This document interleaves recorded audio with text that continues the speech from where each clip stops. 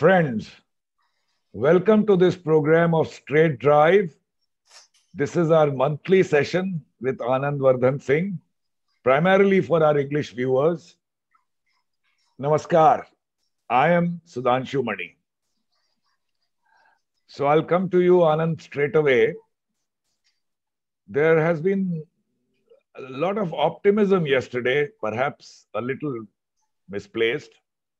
But anyway, the news that comes out that in yesterday's talks with the farmers, two concessions have been given, so to say, that stubble burning, which was recently criminalized through a law, would be rolled back, and the proposed electricity amendment bill, which is actually in the making, would be put on hold.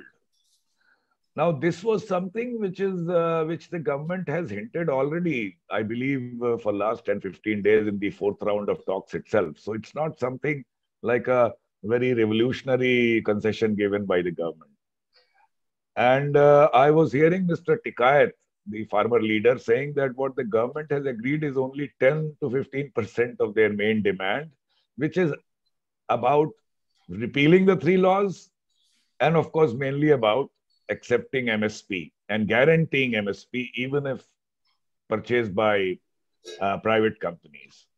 So the next round of talks is on 4th January. That is almost a week after this talk. So how do you see this? What do you expect would happen on 4th January? And should there be optimism? Good morning to all my viewers. I mean, maybe it is by the time it will be aired, it will be evening. Because of the technology, we are now in a position to talk on Zoom also and record it. First of all, I must say that 4th January thing, somehow I don't take it as a very positive thing to happen. First of all, when the government is saying, let us come one by one. The original demands of the farmers was repeal all these three bills and bring in the guaranteed MSP. This was the original demand from where everything started. Now, today the government says that parali burning and that electricity thing all is there also a part of the entire thing. Now, what I feel is that parali and electricity are something which is going to happen, which has farmers are not comfortable with that. There are problems with that, and like this there are so many problems. There's a problem of stray cattle and things like that. We are not addressing that thing at the moment. So the basic demand of repealing the three bills and bringing in the guaranteed MSP remains the way it is, the way it was on 26 November or the way it was in October. Now, the second thing, when the government says that it will hold the electricity bill, I still feel that if the government can hold the electricity bill, why the government cannot hold the three bills, which the Supreme Court was also suggesting? So here, there are double standards. It is very clear there are double standards. Secondly, the very thing that government today wants to show the world, look, that we are accepting their demand, which is again a wrong thing. I mean, if you want to do a negotiation with an open mind and an open heart, and especially in case of farmers, it has to be open heart also. Then you cannot enter into all these things that look. We have accepted two demands, we will accept others, things like that. Secondly, Sudhanshu, you have been into so many negotiations in your career. When we go for a negotiation, the whole nation is looking at it, what is going to be the outcome. Why they are having this 30th, then 4th? Why not on 31st? Why not on 1st? Is there anything more important for them to do? Today I feel the whole nation is looking towards that. They want something. So why you are extending the date again and again?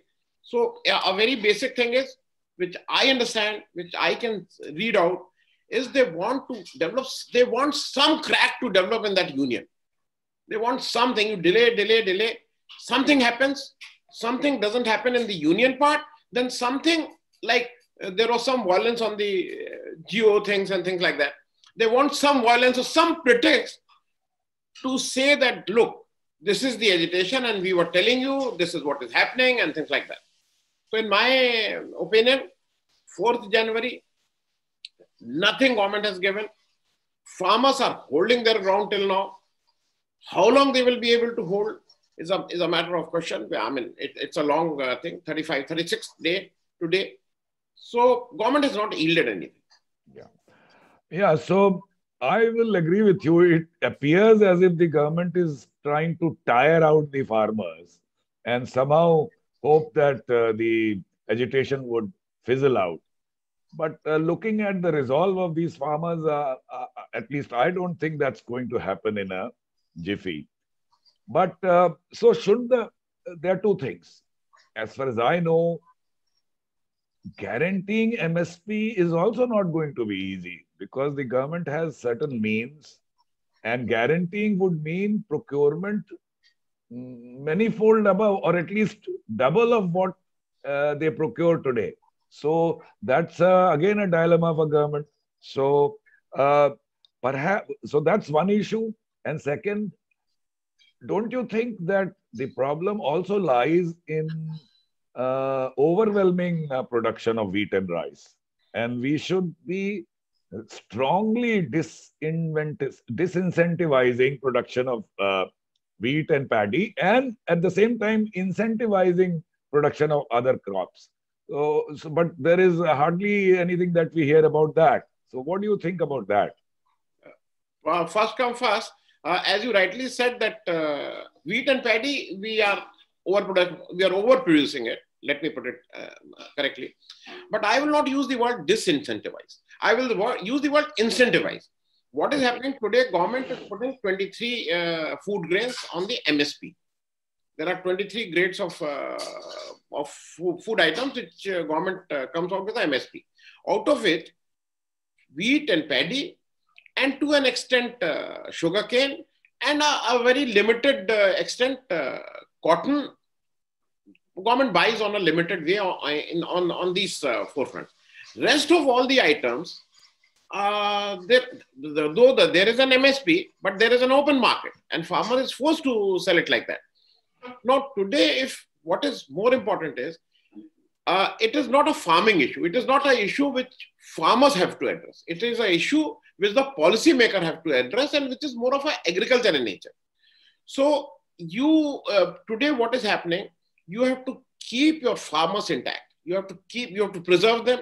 You have to conserve them. You have to incentivize them. You have to motivate them. And then you also have to change. Must be a change in the policy where the oil seeds, which we call dalahan, tilahan, the oil seeds and the pulses, the production of these is to be raised, because India today is a net importer of pulses and oil seeds. So that is something at the policy making level, the farmers cannot do it. As far as the MSP thing is concerned, as you said that it is a more tricky thing, I agree. It is a tricky thing.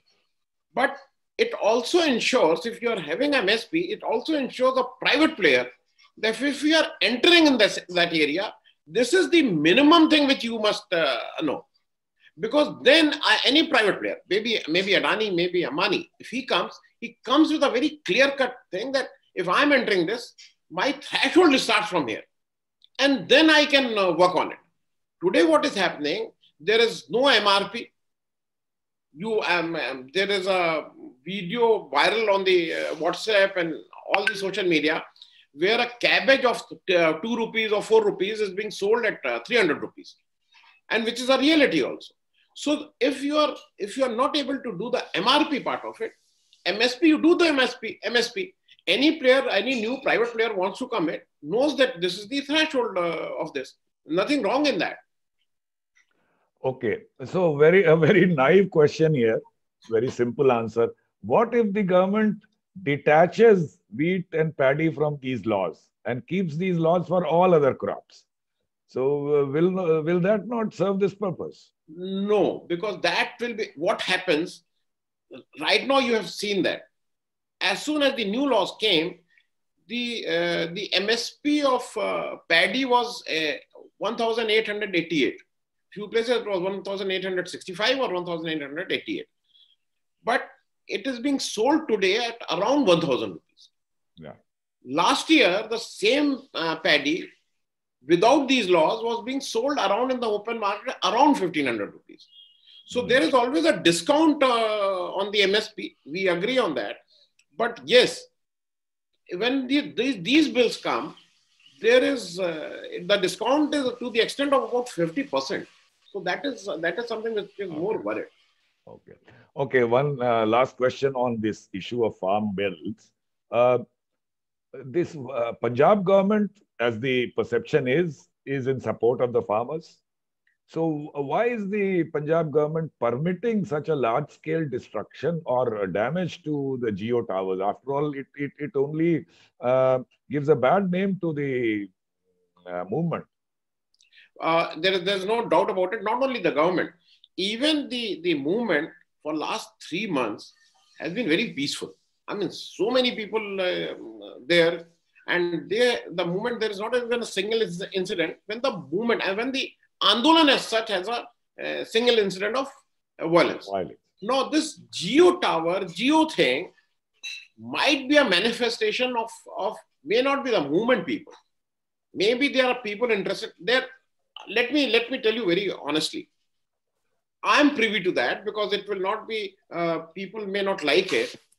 There are telecom companies, I will again not name because everyone knows which company. They have a vested interest. They bribe people of the other telecom company so that their services are not functional. It has happened. I mean, anyone who has worked here, people in BSNL, top people, they used to, after retirement, you will find that majority of them move to a particular telecom company. And there are budgets to ensure that their services, the services of the government companies, the services of the rival companies are not functional. So you never know that which side is doing it. Because there is a lot of insurance component is there. There have been incidents when people, the party themselves have done something mischievous and then claimed an insurance thing. So we cannot rule out that it is the farmers are doing it or the government is doing it or the people who are telling that they are having these problems are doing it themselves. You cannot rule out that. Okay, I'll change the subject now. Only one question on this issue of love jihad. To my mind, the very term love jihad is like an oxymoron. If there is love, how can there be jihad? And it is, after all, commodification of women as to they are a commodity who can be fooled into loving somebody. Anyway, that apart, this provision that any interfaith marriage has to take place only after a 60 days notice to be given to authorities. Now, I just don't understand how in India, with its constitution, you can do a thing like that. For example, you are a believer. I am not. I am an atheist. If my son or daughter wants to marry somebody from another religion, why should it apply to me? I have no faith, for example. I mean, but my name is a Hindu name, so I would still need to take this permission. So this is very retrograde, and 104 IAS officers have written to Yogi ji about this. Do you think, to my mind, this would be struck down by a court very quickly? So why is the government going ahead with it, and how do you see this issue? There are two things. The very jihad, which I understand, is something which is towards the independence, which is towards bringing someone out from the slavery, something like that. Something like more to do with enlightenment. So the very term love jihad can be interpreted in a way that whosoever doing, apart from the law I'm talking, love jihad can also be that they want to motivate that more people should go for interfaith marriages. And there can be an interpretation like this. If there is no law as far as law is concerned. Suppose someone says, go for a love jihad. So interpretation can be, go for interfaith marriages.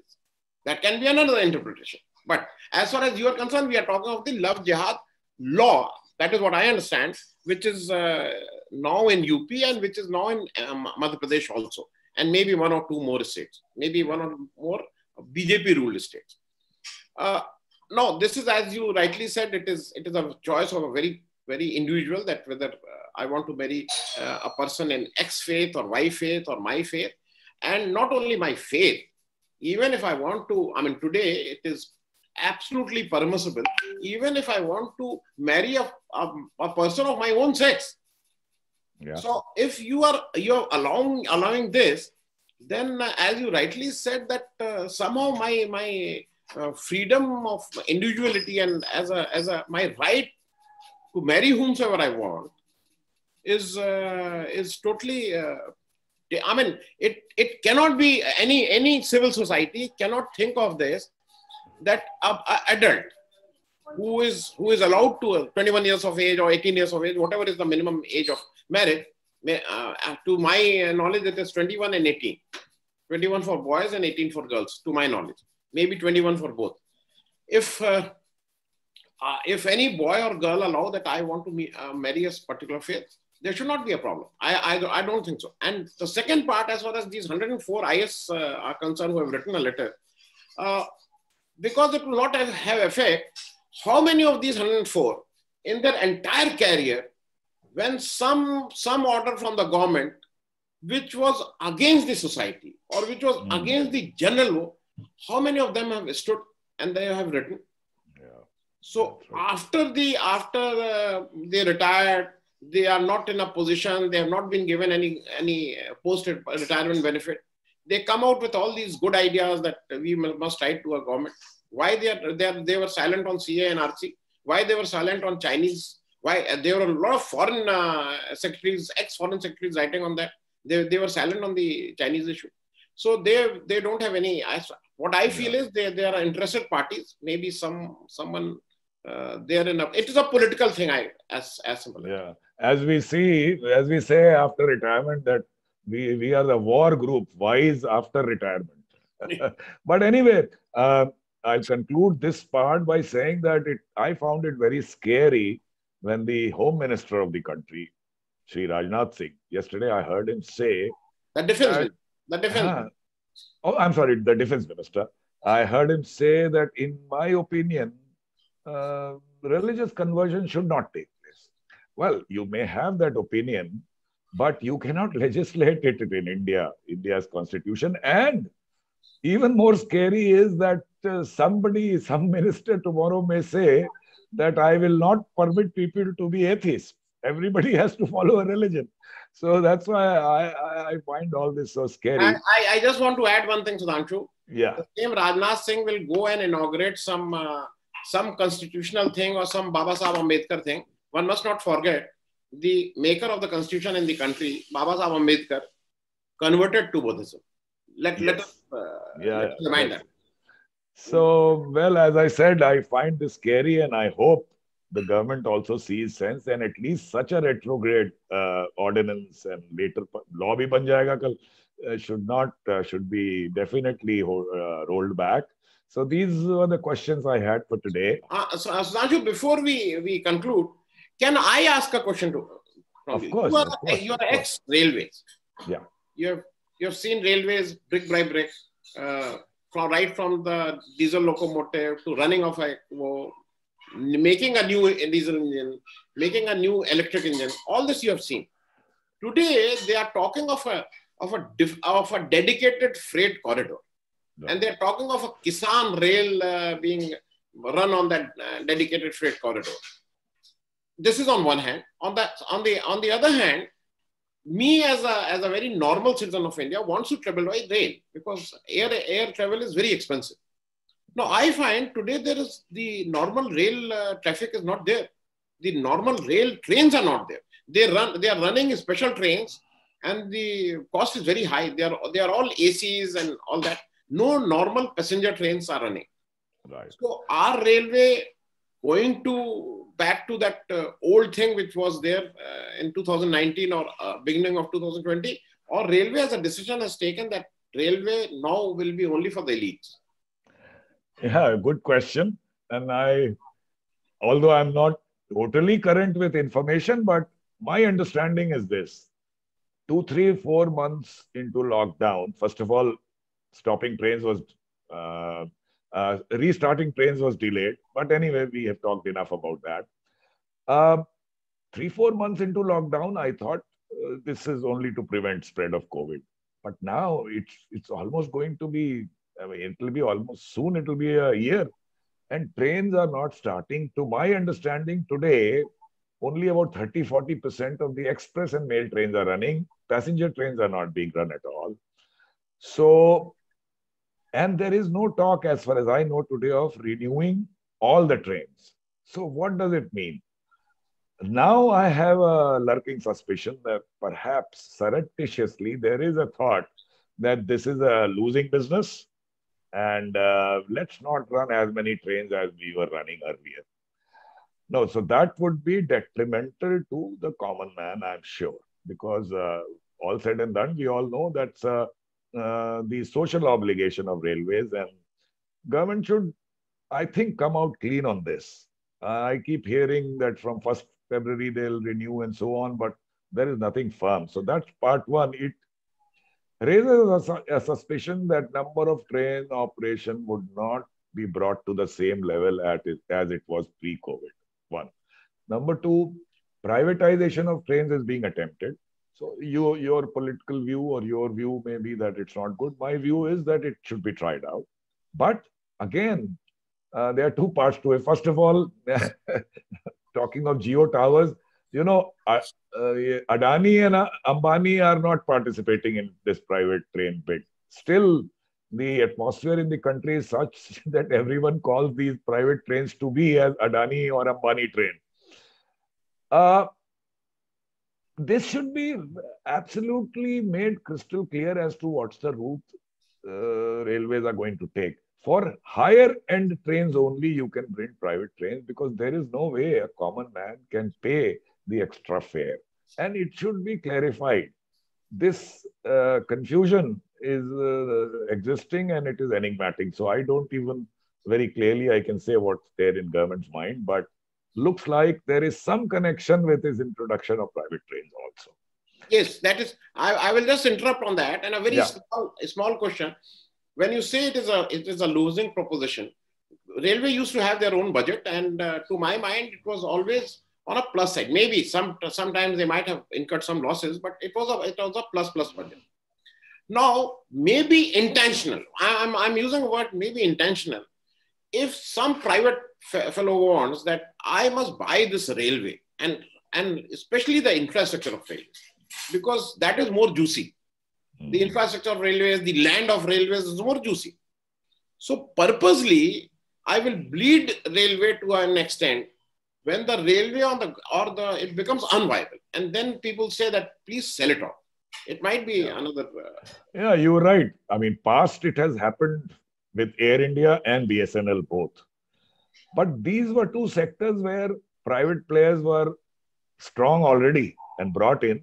And without declaring that Air India would be sold or closed down or BSNL will be basically closed down, they have been bled to death. That has happened.